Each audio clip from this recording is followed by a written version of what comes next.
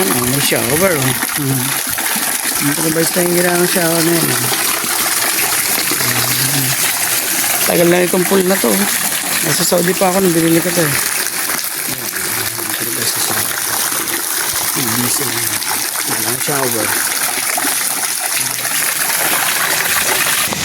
Ginaw na yung dalawang baby. Ay, gagawin niya.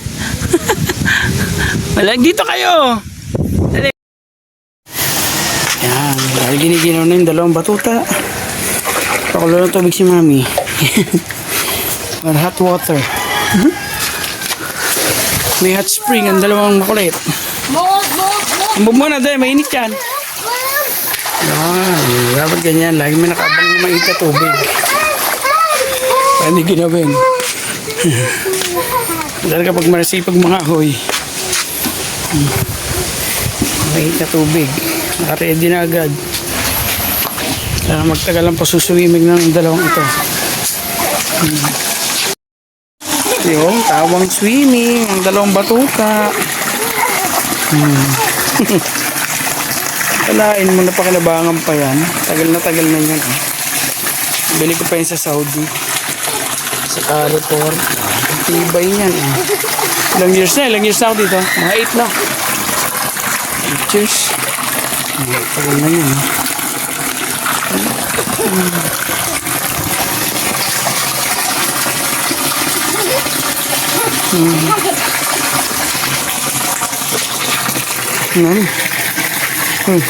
Ayan, lifeguard.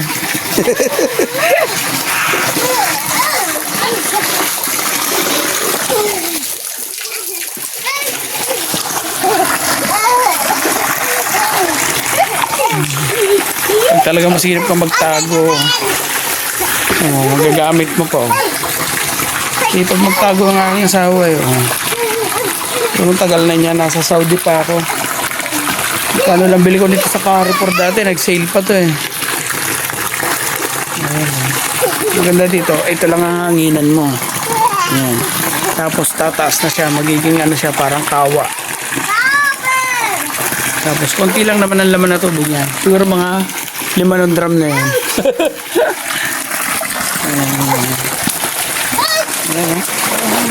Sige ah. Kelly. Sige kayo, dali. Round. Dali. Team, round. Round. Yan, round. Yan. Yan, nag-aaral pumadyak eh.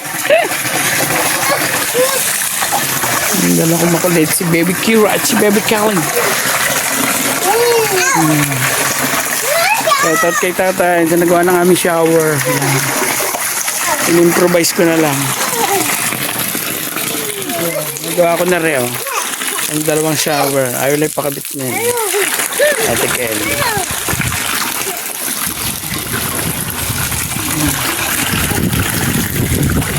Ay, summer na. Swimming ang mga batuta. Ngayon, liligo na rin si daddy. Ate Kali, dahil summer na yan, tamang ligo ang dalawang makulit. Ang dalawang ligo na kasi mabait. Tapos mamaya rin yung makulit.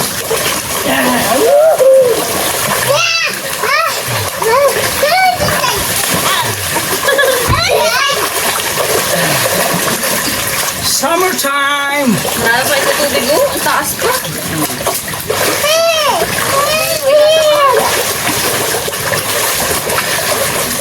Swimming tayo! Dala nitong pool na to yun. From Saudi. May lalaman. Dami nga. Hinap na to. Ang hirap mag-igib. Wow, very good.